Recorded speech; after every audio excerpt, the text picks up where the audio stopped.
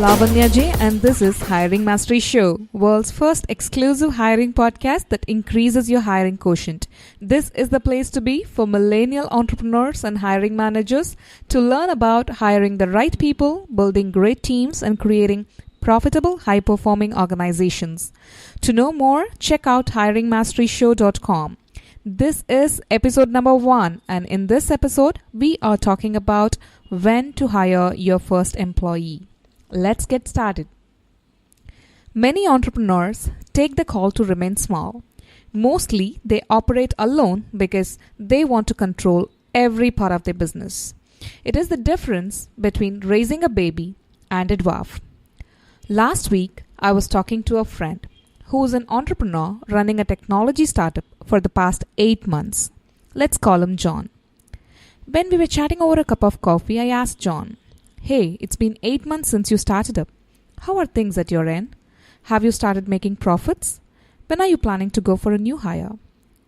His answer surprised me. He said, "Lavanya, business is going fine, but I have no plans for adding another person in my startup, at least for next couple of years. I'm quite comfortable and enjoying the 100% freedom, autonomy, and independence right now, and I'm completely in control of the work timings, cash flow, end products, and results of my business. Hiring people, training them, and managing them is a real headache for me, and I do not want to waste my time in managing people. Rather, I would love to give my total self to building the business." And that's when I thought how even the passionate entrepreneurs are surrendering themselves to their comfort zone. Could you see how my friend is falling prey to becoming a solopreneur? Urban Dictionary defines solopreneur as an entrepreneur who works alone, running his business single-handedly. Being a solopreneur sure has huge advantages, like you can test the waters, set your own schedule for working, and create your own destiny without having to deal with the hassles of hiring or managing people. This approach gives you maximum independence and is ideal for some people, but it doesn't offer you the ability to scale. I'm not advising you here to hire compulsively, but when you started your business with bigger goals in mind, don't get stuck in your comfort zone. If your aim is to build a profitable single-man business, it's okay to stay and be a solopreneur. But if you want to get big, you need support a few extra people as you go along in your business journey. My friend wants to take his company to higher levels, but does not have the heart to give away his control over the business. Can you relate to my friend? Do you know someone who wants to make it big in the business world, but got trapped in the control mindset? We humans love being in control and controlling the things we love the most. Let's dig a bit deeper into the psychology of why we like to control every aspect of our business. Renowned psychologists say control nature is common among entrepreneurs. As entrepreneurs, we want to create, execute, and keep things moving. But at some point in the development of our business, our control nature becomes the bottleneck. It eventually becomes what limits our growth and keeps us carrying a burden too heavy to maintain for the long run. How true. As business owners, initially, we act as the building blocks of our startup. But as the business starts taking shape over time, we turn into monster control freaks. We do not want anyone from outside to challenge our status quo. Most early-stage startup entrepreneurs start to believe a new hire will not be able to produce the desired results or execute the work as perfectly as it needs to be. Psychologists identify top 5 factors behind every entrepreneur's controlling nature.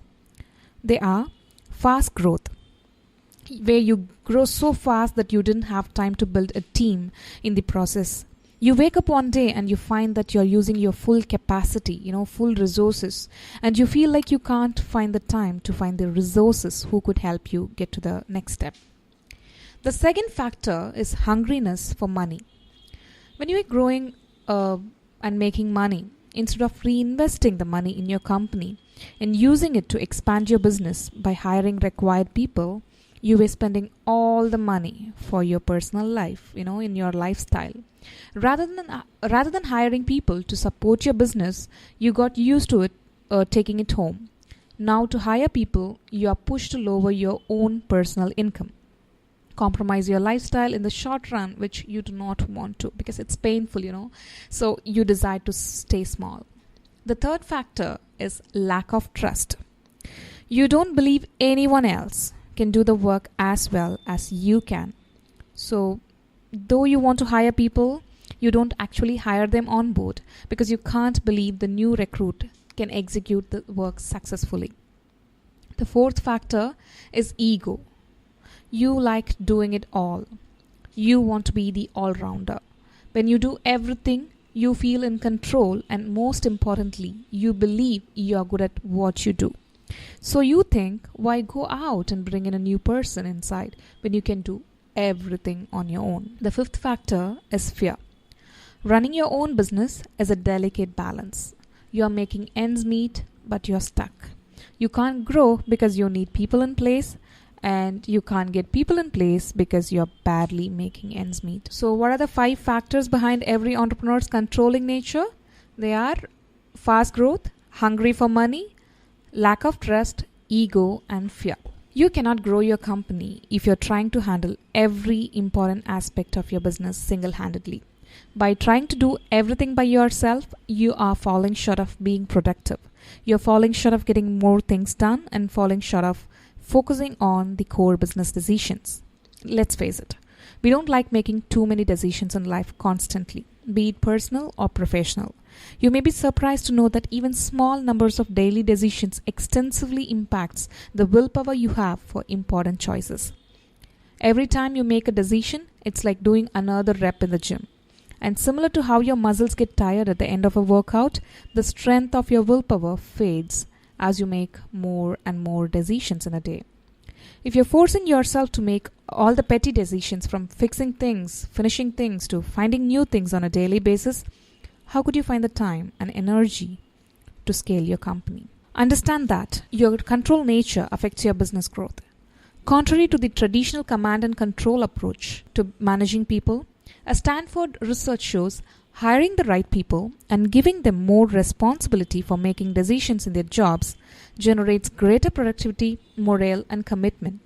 So instead of controlling, hire the right people and start delegating. So now, before jumping into discussing when to hire your first employee, let's discuss how to know if you're really ready to hire a helping hand.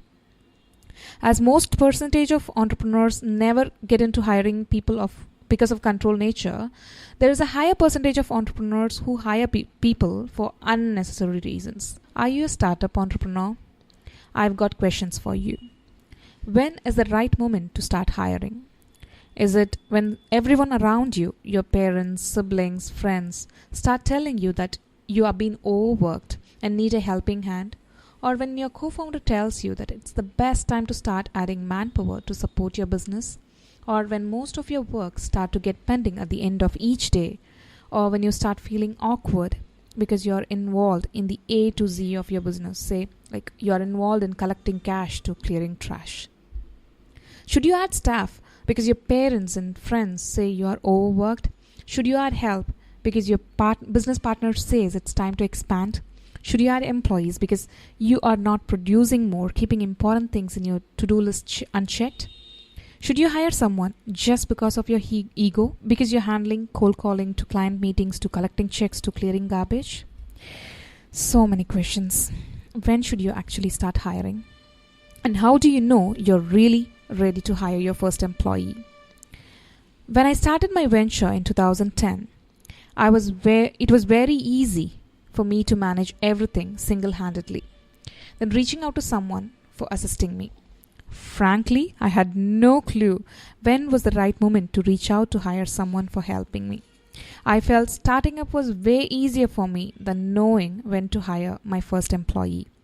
Within 2 months of the launch of my business, my first business, the people around me started advising to add staff because I have been putting around 12 to 15 hours each day in building my brand, pushing sales, meeting clients, closing deals, bringing in revenue.